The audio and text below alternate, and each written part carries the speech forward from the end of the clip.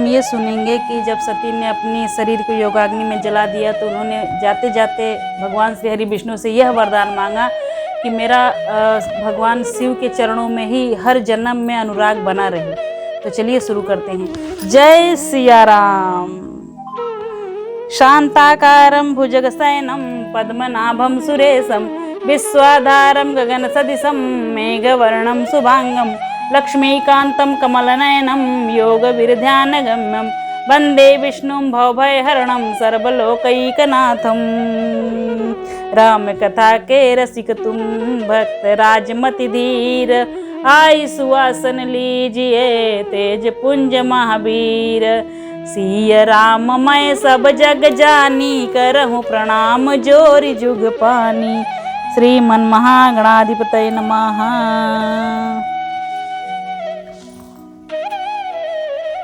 सती मरन सुनि शंभुगण, लगे करन मख खीस। यज्ञ विध्वंस बिलो की भृगु, रक्षा कीन मुनि। सती का मरण सुनकर शिव जी के गण यज्ञ विध्वंस करने लगे। यज्ञ विध्वंस होते देखकर मुनीश्वर भृगु जी ने उसकी रक्षा की। समाचार शंकर सब पाए, वीरभद्र करि कोप पठाए।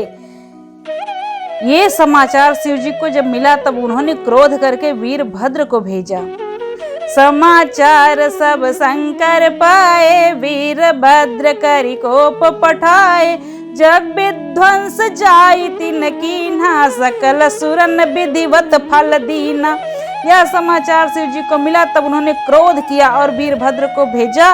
उन्होंने वहां जाकर यज्ञ विध्वंस कर डाला और सब देवताओं को यथोचित दंड दिया। भय जग विदित दक्ष गति सोई, जसि कछु शंभु विमुख कहे होई। यह इतिहास सकल जग जानी, ताते मैं संक्षेप बखानी।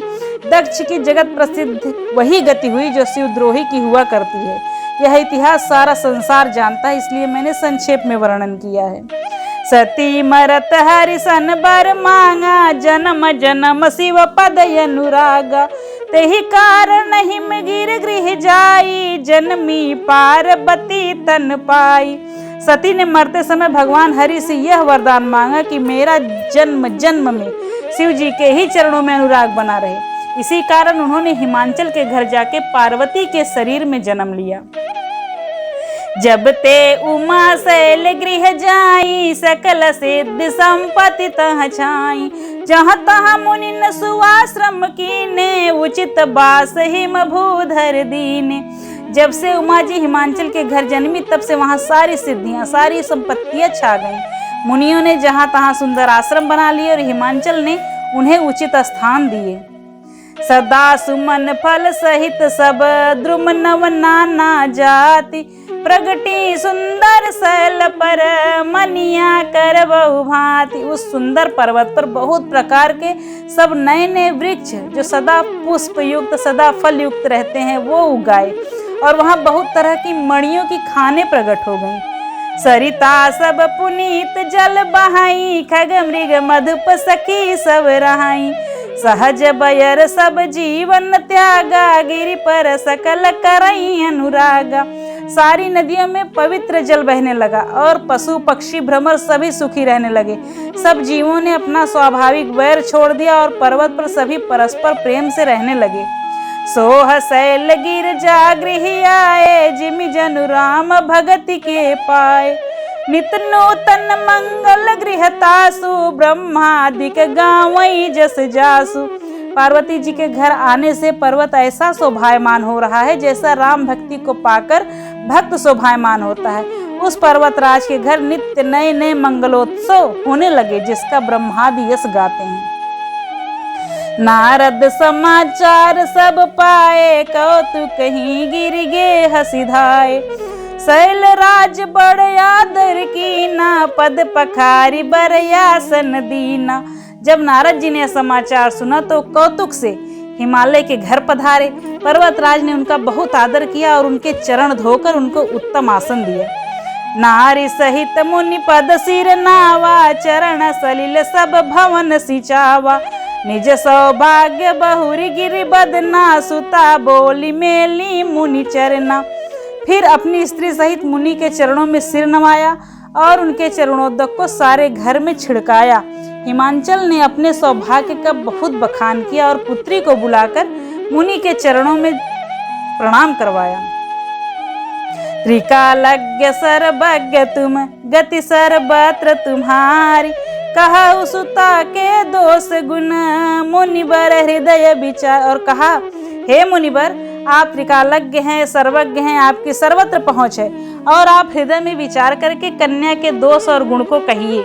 कह मुनि बिहसी गौढ़ मृदु बानी, सुता तुम्हारी सकल गुण खानी, सुंदर सहज सुशील सयानी, नाम उमा अंबिका भवानी। नारद मुनि ने हंसकर रहस्य युक्त कोमल वाणी से कहा, तुम्हारी कन्या तो सब गुणों की खान है। यह स्वभाव से ही सुंदर है, सुशील है और समझदार है। उमा अंबिका भवानी इसके नाम है। सब लक्षण संपन्न कुमारी, हुई है संतत पियहि पियारी, सदा अचल यही कर यही बाता, यही तेजस पई है पितु माता।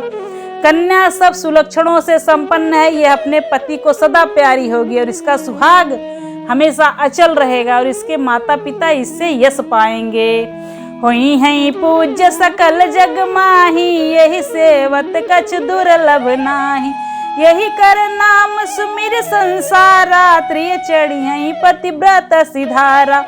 यह सारे जगत में पूज्य होगी और इसकी सेवा करने से कुछ भी दुर्लभ नहीं होगा।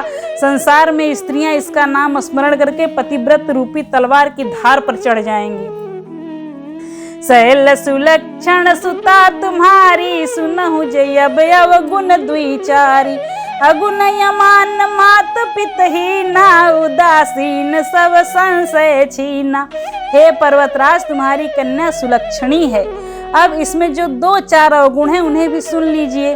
गुणहीन, मानहीन, माता पिता विहीन, उदासीन, संशयहीन और लापरवाह, जोगी जटिल काम मन, नगन अमंगल वेश, अस स्वामी यही कह मिलही, परिहस्त यसी रेख।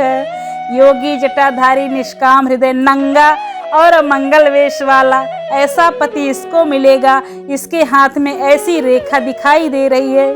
सुनि मुनि गिरा सत्य जिय जानी, दुख दंपति ही उमा हरसानी, नारद हूँ यह भेद न जाना, दशा एक समझब विलगाना।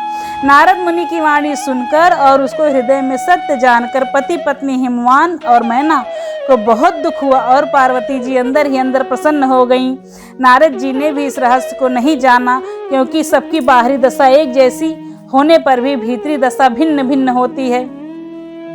सकल सखी गिरजा गिर मैना, पुलक शरीर भले जल नैना, होहि नम्रिका देव ऋषि भाषा, उमा सो बचन हृदय धरि राखा। सारी सखियां पार्वती, पर्वतराज, हिमवान और मैना सभी के शरीर पुलकित था और सभी के नेत्रों में जल भरा हुआ था। देवर्षि के वचन असत्य नहीं हो सकते, यह विचार करके पार्वती जी ने उन वचनों को सत्य जानकर अपने हृदय में धारण कर लिया।